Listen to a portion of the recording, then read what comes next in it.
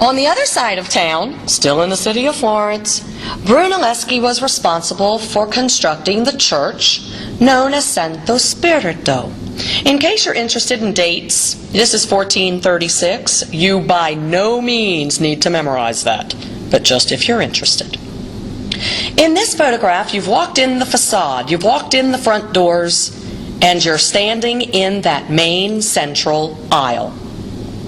That main central aisle, oh, look to the right, there's a lady walking up. That main central aisle is called the nave. It's on your word list, the nave, N-A-V-E. The central aisle is the nave.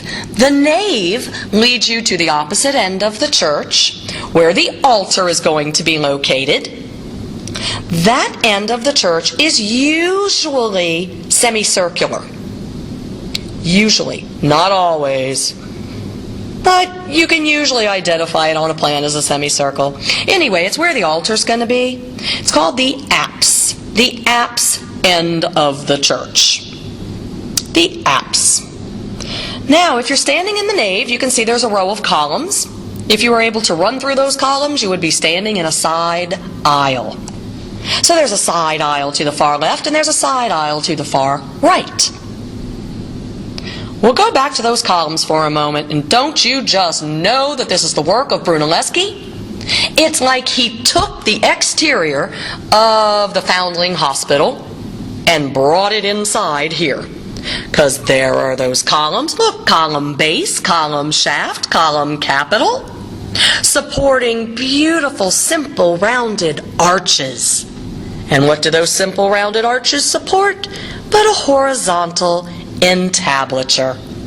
So when you walk in the front door and you're standing in the nave, your eye automatically links on to that boing, boing, boing, boing, boing row of arches running you down to the apse end of the church, and the emphasis on the horizontal, drawing you down to the apse end of the church, which is the whole reason you came into the church in the first place, right? To get to the altar.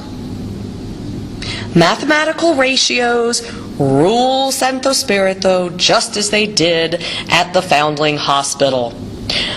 For example, the nave is twice as high as it is wide. Everything is very logical, concise, orderly. It makes sense. When you walk in, you look around, and you feel the order, the stability, the logic. Here is the original plan of Santo Spirito. If you look at the very bottom, the very, very bottom, those are the front doors. If you look at the plan on the whole, you can see it's in the shape of a cross, which means it is simply a cruciform plan. A cruciform plan. You can see the nave, and you can see the side aisle on the right and the side aisle on the left. Now look smack dab in the center of the crisscross of the cross. You'll see a square with a circle and then another circle. That indicates the dome. There is a dome there. You see that circle? The circle indicates the dome. The smallest circle indicates the use of a lantern on top of that dome.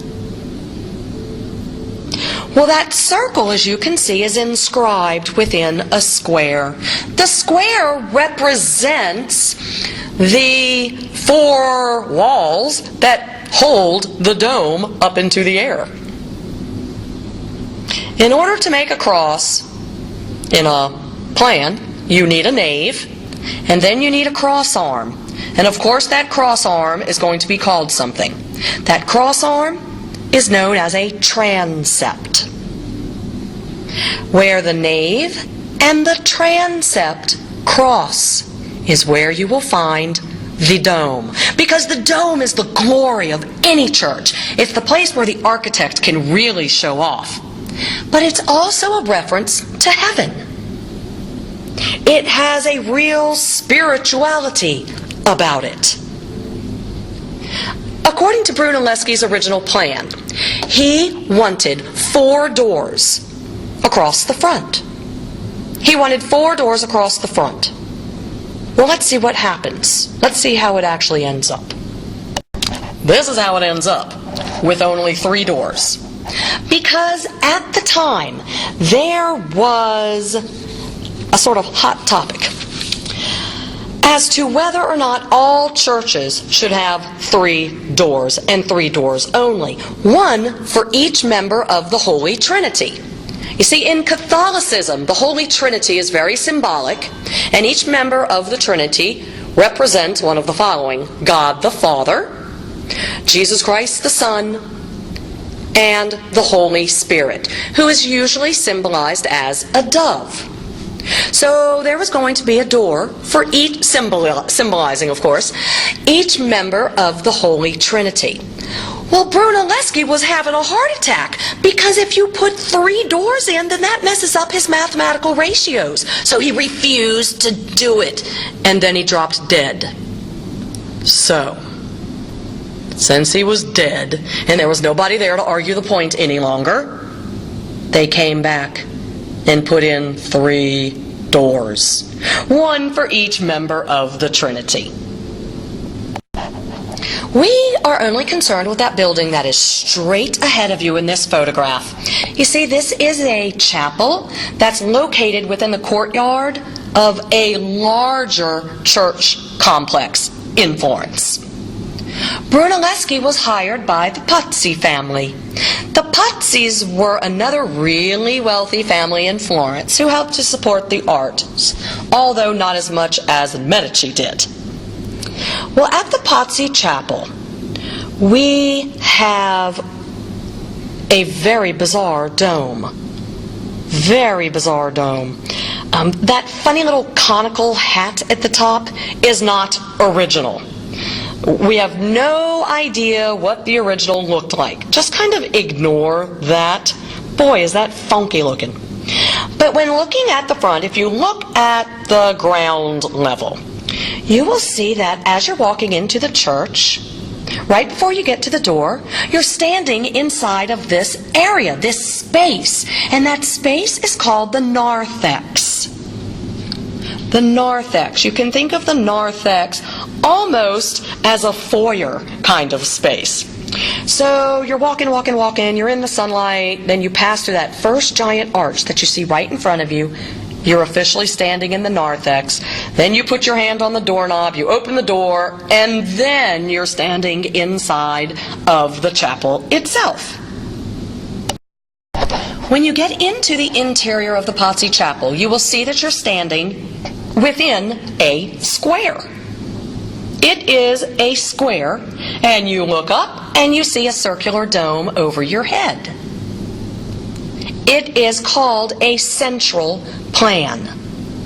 A central plan. It is a centrally planned building, because the emphasis is on the inscribed circle over your head. In terms of the plan, it's simply a square with a circle inscribed, the circle representing the dome. So in this photograph, you can see 2 of the 4 walls that are holding the dome above your head. Well, it is a small chapel, and he didn't want it to feel claustrophobic. So he made the side walls appear to have more depth than they actually do.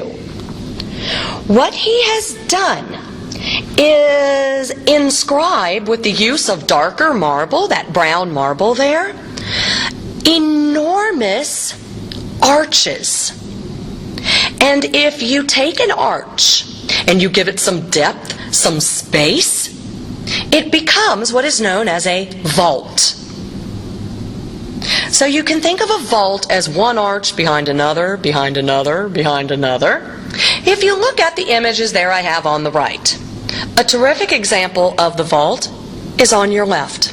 A vault kind of makes it feel like a little tunnel, as if you're walking through a tunnel.